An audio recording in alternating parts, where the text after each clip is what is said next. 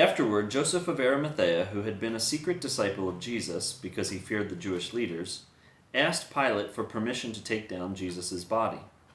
When Pilate gave permission, Joseph came and took the body away. With him came Nicodemus, the man who had come to Jesus at night. He brought about 75 pounds of perfumed ointment made from myrrh and aloes.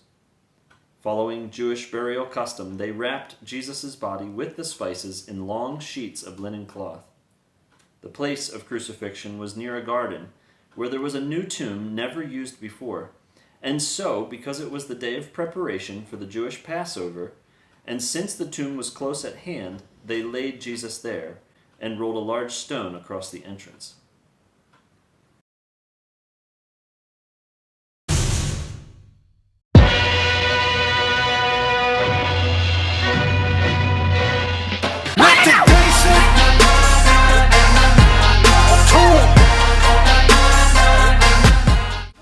Early on Sunday morning, while it was still dark, Mary Magdalene came to the tomb and found that the stone had been rolled away from the entrance. She ran and found Simon Peter and the other disciple, the one whom Jesus loved. She said, "They have taken the Lord's body out of the tomb, and we don't know where they have put him." Peter and the other disciple started out for the tomb. They were both running, but the other disciple outran Peter and reached the tomb first.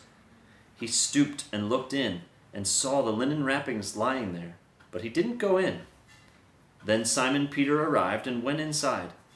He also noticed the linen wrappings lying there, while the cloth that had covered Jesus' head was folded up and lying apart from the other wrappings. Then the disciple who had reached the tomb first also went in, and he saw and believed.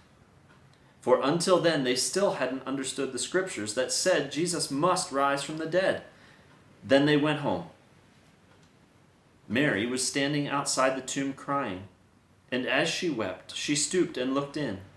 She saw 2 white-robed angels, one sitting at the head and the other at the foot of the place where the body of Jesus had been lying.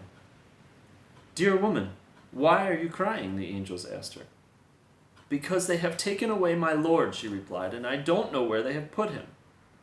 She turned to leave and saw someone standing there. It was Jesus, but she didn't recognize him. "Dear woman, why are you crying?" Jesus asked her. "Who are you looking for?" She thought he was the gardener. "Sir," she said, "if you have taken him away, tell me where you have put him, and I will go and get him." "Mary," Jesus said. She turned to him and cried out, "Rabboni," which is Hebrew for teacher. "Don't cling to me," Jesus said, "for I haven't yet ascended to the Father. But go, find my brothers and tell them, I am ascending to my Father and your Father, to my God and your God."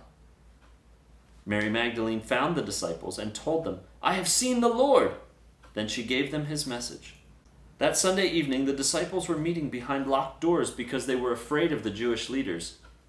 Suddenly, Jesus was standing there among them. "Peace be with you," he said. As he spoke, he showed them the wounds in his hands and his side. They were filled with joy when they saw the Lord. Again he said, "Peace be with you. As the Father has sent me, so I am sending you." Then he breathed on them and said, "Receive the Holy Spirit. If you forgive anyone's sins, they are forgiven. If you do not forgive them, they are not forgiven." One of the 12 disciples, Thomas, nicknamed the twin, was not with the others when Jesus came. They told him, "We have seen the Lord." But he replied, "I won't believe it unless I see the nail wounds in his hands, put my fingers into them, and place my hand into the wound in his side." 8 days later, the disciples were together again, and this time Thomas was with them. The doors were locked, but suddenly, as before, Jesus was standing among them. "Peace be with you," he said. Then he said to Thomas, "Put your finger here and look at my hands. Put your hand into the wound in my side. Don't be faithless any longer. Believe." "My Lord and my God," Thomas exclaimed. Then Jesus told him, "You believe because you have seen me. Blessed are those who believe without seeing me." The disciples saw Jesus do many other miraculous signs in addition to the ones recorded in this book. But these are written so that you may continue to believe that Jesus is the Messiah, the Son of God, and that by believing in him, you will have life by the power of his name.